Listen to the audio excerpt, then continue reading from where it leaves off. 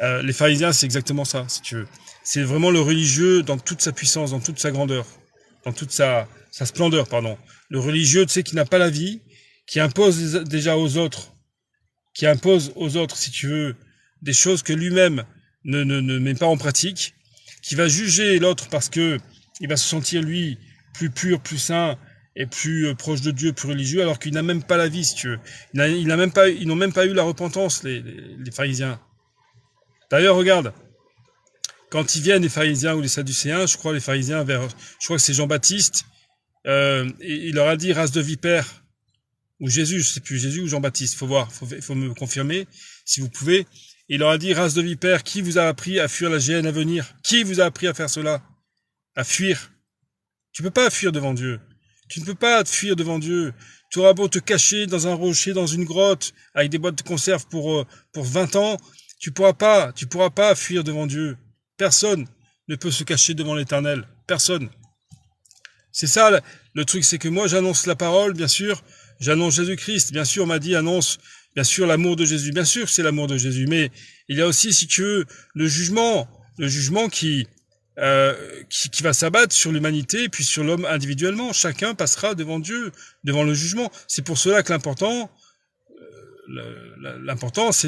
c'est maintenant d'avoir la repentance dans son cœur et d'arriver de donner sa vie à Jésus, de suivre le Seigneur. Moi, je vous parle de la doctrine pure, c'est-à-dire la parole de Dieu. Tout ce qui est écrit dans la parole de Dieu, d'accord? La parole de Dieu, alors, pour ceux qui ne savent pas, parce que il y a pas mal de personnes qui vont écouter, c'est la Bible. La parole de Dieu, c'est la Bible. Voilà. Et Jésus est la vérité. Alors, Kate, regarde. Non, c'est différent. Quand tu demandes à un frère ou des frères en Christ de prier pour toi, par exemple, tu me dis Olivier, s'il te plaît, c'est un exemple. Tu vas pas me demander spécialement, mais c'est un exemple. Olivier, s'il te plaît, est-ce que tu peux prier en ce moment? Je rencontre telle difficulté. Bon, je sais pas, j'arrive plus à lire la parole de Dieu. J'ai l'impression de perdre la foi. Je suis découragé. C'est un exemple, d'accord? Moi, j'ai prié, mais je suis vivant. Dieu, dans sa parole, nous dit je suis le Dieu des vivants et pas des morts. Tu comprends? Marie, si tu veux, tu peux pas demander à Marie de prier. Elle est morte, Marie. Pas morte spirituellement, c'est-à-dire elle a la vie éternelle, si tu mets. Pour l'instant, elle est morte, c'est-à-dire elle attend la résurrection comme tout le monde. Donc tu ne peux pas demander. Regarde, par exemple, moi j'ai un frère, Saint-Augustin, là, votre truc là, Saint-Augustin, Saint-Barthélemy, j'en sais rien, le truc des cathos, je sais même pas qui c'est ces gars là, enfin ces frères, pardon, ou ces chrétiens ou ces catholiques, je sais pas. Bon, tu vas demander à un frère qui est mort, Barthélemy, Saint-Barthélemy, priez pour nous. C'est complètement, si tu veux, c'est nul, enfin c'est absurde, c'est une fausse doctrine.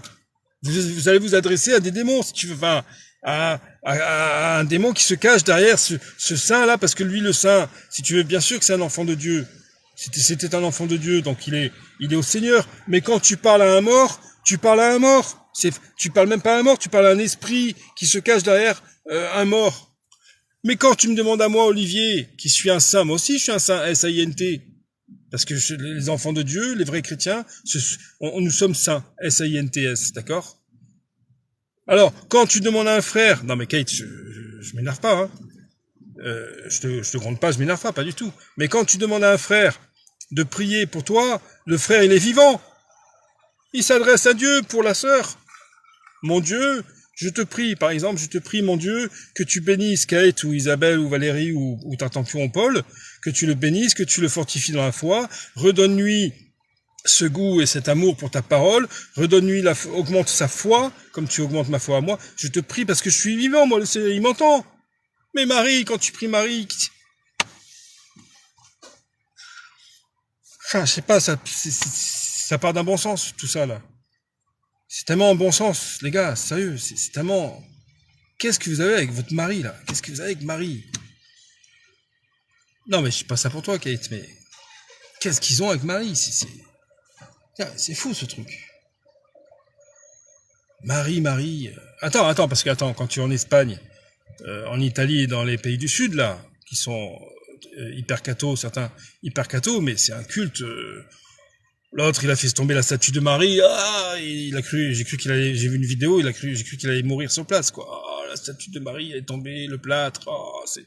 Bon, les pauvres, si tu veux, ça fait pitié parce que, ça fait peine, je veux pas juger parce que, eux, si tu veux, ils sont pris, dans cette idolâtrie, quoi.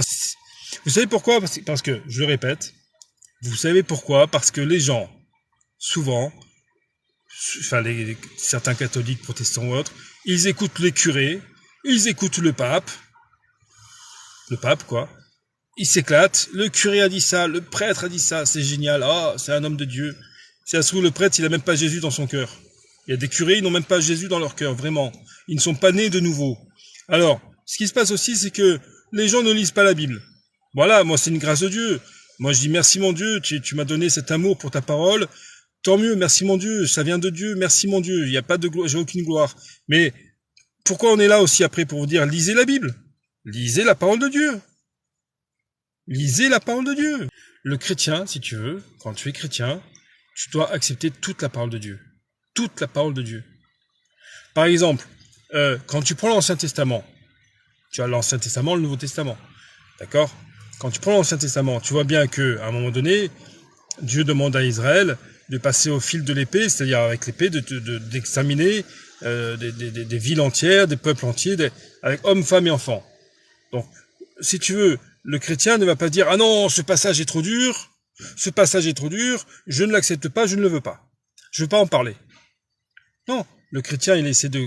À un moment donné, il va se dire « Waouh, c'est costaud, quoi, c'est... » Mais oui, mais il faut aussi comprendre pourquoi. Il faut aussi essayer de... Mon Dieu, pourquoi il s'est passé ça avec Israël? Pourquoi tu as demandé à Israël, par exemple, de passer au fil de l'épée tous ces peuples qui étaient idolâtres, qui adoraient des démons, qui passaient au feu leurs enfants en sacrifice, parce qu'ils prenaient les enfants, ces peuples-là. Certains peuples, ils prenaient leurs enfants et ils faisaient des offrandes à Moloch et au Baal et aux démons. Alors, quand ils faisaient ça, vous savez ce qu'ils faisaient? Ils prenaient leurs enfants vivants et ils les jetaient au feu. Donc, qu'est-ce qu'il a dit après à un moment donné, Dieu? Qu'est-ce qu'il a dit, Dieu, à un moment donné à Israël? Il a dit, ce peuple-là, c'est un peuple idolâtre, vous n'allez certainement pas faire comme eux et vous mélanger avec eux, comme ils sont avec les démons, vous les passez au fil de l'épée, c'est-à-dire vous exterminez ce peuple, ou cette ville, ou cette... voilà, vous les exterminez. Parce que Dieu, c'est un Dieu juste, un Dieu saint. Si tu adores Satan, si tu adores Lucifer, qui est en fait Satan, et si tu offres des sacrifices à Satan, tu vas avoir de graves problèmes dans ta vie. Déjà, quand tu meurs, tu es en enfer, ça c'est sûr, mais tu vas avoir de graves soucis dans ta vie. L'ennemi, il te laisse cool pendant un certain temps, et après, tu vas avoir de gros soucis dans ta vie si tu fais ça. C'est un exemple que je donne, d'accord? Il faut essayer de comprendre les choses. Il faut essayer d'approfondir, si vous voulez. Moi, grâce à Dieu, moi, j'ai envie de faire ça. Merci mon Dieu, je dis merci mon Dieu, merci Jésus. J'ai envie d'approfondir la parole de Dieu. Mais à vous aussi, à un moment donné, de se dire, voilà, je vais faire mes courses, je vais manger ma petite viande ou ma petite salade, j'en sais rien. Je vais acheter des couches pour mon gosse, j'en sais rien. Je vais faire la vie de tous les jours, je vais la mettre vers ma voiture. Mais à un moment donné, ce qu'il faut faire, c'est rentrer chez soi et se dire, attends, comment Dieu me parle aujourd'hui? Aujourd'hui, comment il veut me parler aujourd'hui? Je vais lire ce texte. Je vais chercher sur Internet des commentaires. Je vais essayer de comprendre ça. Non, mais chacun fait ce qu'il veut. Moi, je vous donne un conseil, si vous voulez, qui va vous fortifier dans votre foi, qui va vous faire grandir dans la foi, et qui va vous affermir dans votre marche avec Jésus. Dans votre foi en Dieu. Après, il y a aussi les épreuves. Moi, je sais même pas si je suis capable de traverser certaines épreuves dans ma vie. Même en ayant la foi, je sais pas. Je dis, Seigneur, garde-moi de certaines épreuves dans ma vie. C'est sûr. Mais en attendant, je dis, mon Dieu, merci, ça va, merci, mon Dieu, ça va. Gloire à Dieu. Donc, je continue, si tu veux, à grandir avec la parole de Dieu.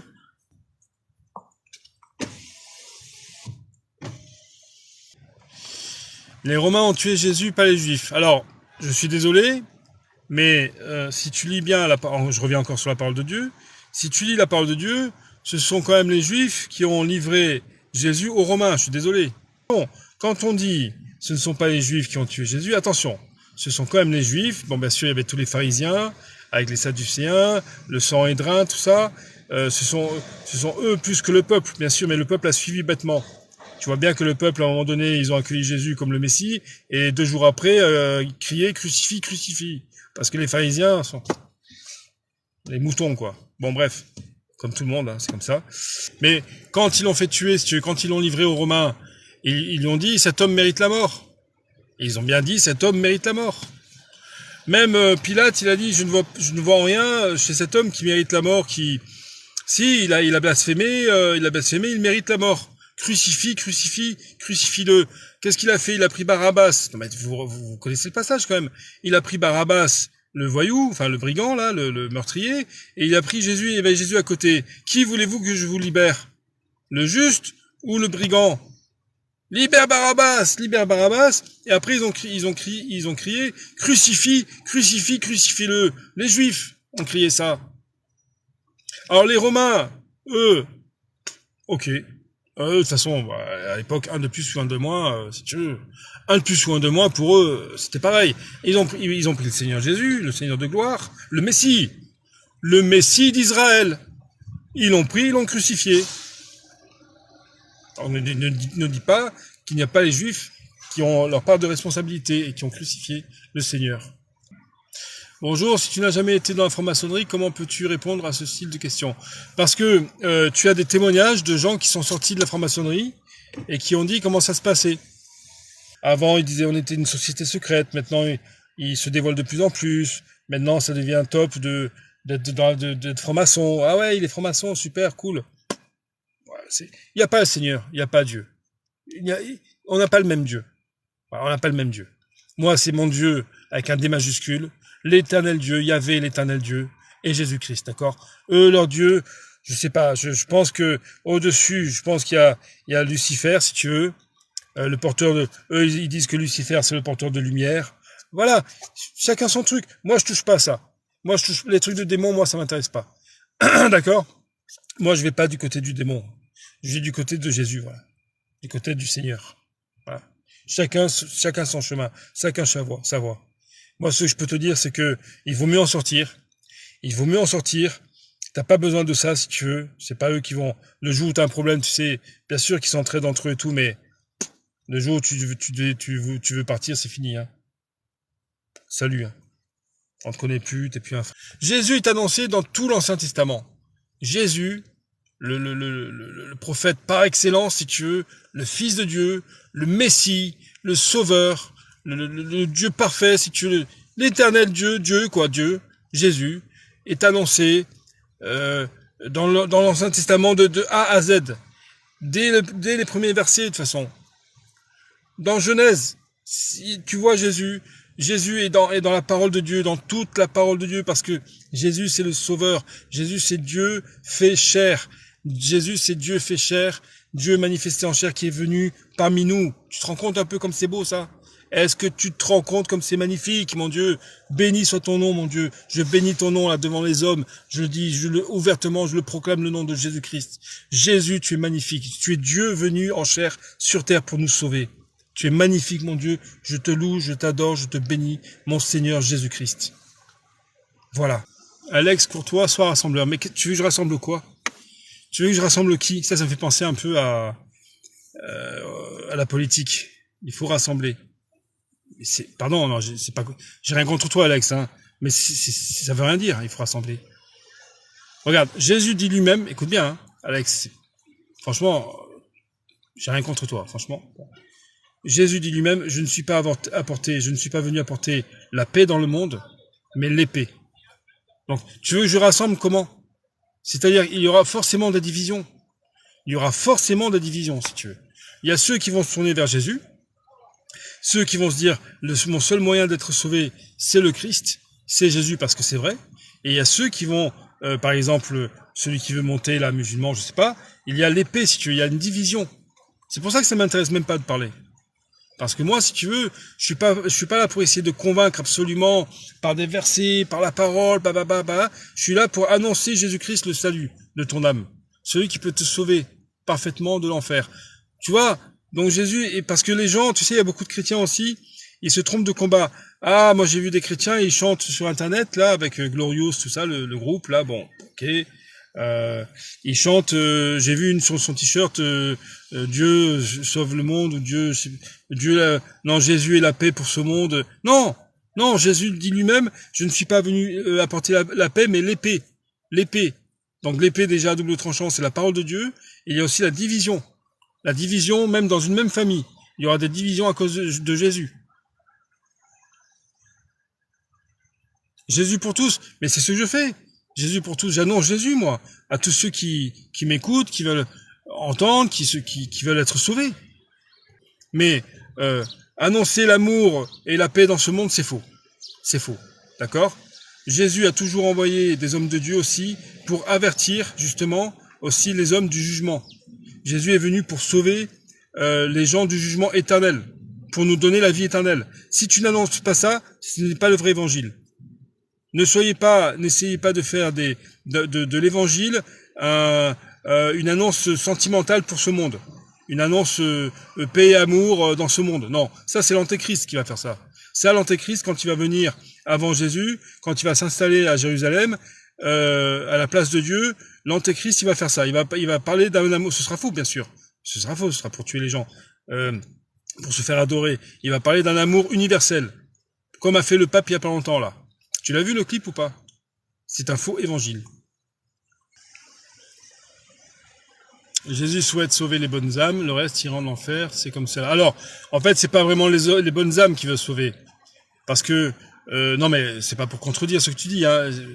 Il y a du vrai dans ce que tu dis, bien sûr, mais ce n'est pas les bonnes âmes qui sont sauvées, ce sont ceux qui ont besoin justement d'un rédempteur. Ce sont les méchants, justement, qui ont besoin du sauveur. Ce sont les malades. Les malades, c'est pas physique, hein. C'est pas une maladie, j'ai mal au genou, je boite. Non, ce sont les malades dans leur cœur. C'est-à-dire le péché. Donc, la parole de Dieu dit justement que nous étions ennemis de Dieu. Nous étions nous-mêmes, moi j'étais un ennemi de Dieu avant quand je marchais dans le monde. Quand je marchais dans le péché, moi avant, je vivais dans le péché, complet. Quand on m'a parlé du péché, je dis oui, je suis pécheur, il n'y a pas de problème. Ça, j'ai reconnu que j'étais un pécheur devant Dieu. Mais Jésus est venu pour sauver des méchants, justement. Pour sauver des pécheurs, des meurtriers dans leur cœur, des idolâtres, des fornicateurs. Donc, les bonnes âmes, si tu veux, bien sûr que tu deviens une bonne âme, entre guillemets, quand tu viens à Jésus, parce que tu es une nouvelle créature après. Tu passes par la nouvelle naissance, tu es scellé du Saint-Esprit, et tu deviens une nouvelle créature. Mais au départ, tu es un méchant devant Dieu, tu es ennemi de Dieu. Jésus est venu pour sauver des ennemis, tu te rends compte un peu? C'est écrit dans la parole de Dieu, tout ça. Hein. Mais ce que tu dis, bien sûr, il y a ceux qui ne vont pas vouloir croire, qui ne veulent pas croire, et qui ne sont pas sauvés, c'est sûr. C'est écrit aussi. J'ai péché, j'aimerais me repentir. Voilà, fais-le, Aurélien. Fais-le, Aurélien. Tu rentres dans ta chambre. Si tu as péché, tu en parles à Dieu directement. Tu passes pas par... d'accord? Tu demandes pardon à Dieu. Mon Dieu, j'ai péché. Je te demande pardon pour tous mes péchés. Et maintenant, je te donne ma vie, Seigneur Jésus-Christ. Tu es mort pour moi sur la croix. Je te donne toute ma vie, Seigneur, maintenant. Tu le fais de tout ton cœur. Incognito, d'accord? Si vraiment tu es sincère là, dans ce que tu m'écris, si vraiment tu es sincère, tu demandes pardon à Dieu pour tes péchés. Tu te mets dans ta chambre, ou chez toi, enfin chez toi. Tu te mets à genoux si tu veux, voilà, c'est le cœur. Tu restes pas debout en train de regarder la télé, bien sûr. Hein. Tu te places devant Dieu, tu demandes à Dieu pardon pour tous tes péchés, et tu acceptes Jésus comme le seul sauveur. Écoutez, il y a beaucoup de gens qui rigolent en ce moment, regarde, Amir, je te donne une réponse. Il y a beaucoup de gens qui rigolent à cause des chrétiens, à cause de Jésus, d'accord. Il y en a beaucoup qui se moquent et qui rigolent. C'est pas grave, c'est pas grave. Amir, un jour, tu sais, on va tous mourir, d'accord. Tout le monde va se retrouver devant le trône de Dieu et devant Jésus-Christ, d'accord. Celui qui n'aura pas mis sa confiance en Jésus, celui qui n'aura pas accepté Jésus comme le Fils de Dieu, comme le Messie, sera perdu. Amir, je te dis la vérité. Tu peux rigoler tout ce que tu veux. Moi, tu sais, ça ne m'atteint pas. Je m'en fous. J'ai pas 15 ans, j'ai pas 20 ans, tu peux rire, il n'y a pas de problème. Le seul truc, c'est réfléchis bien. Réfléchis bien à ce que je te dis, Amir. Je dis pas ça pour te faire peur ou quoi que ce soit, la pression. Non, tu es libre. Un jour, tu vas te retrouver devant le trône de Jésus. Et c'est Jésus qui va te juger si tu n'as pas accepté comme Messie, comme Sauveur, durant ton passage sur terre.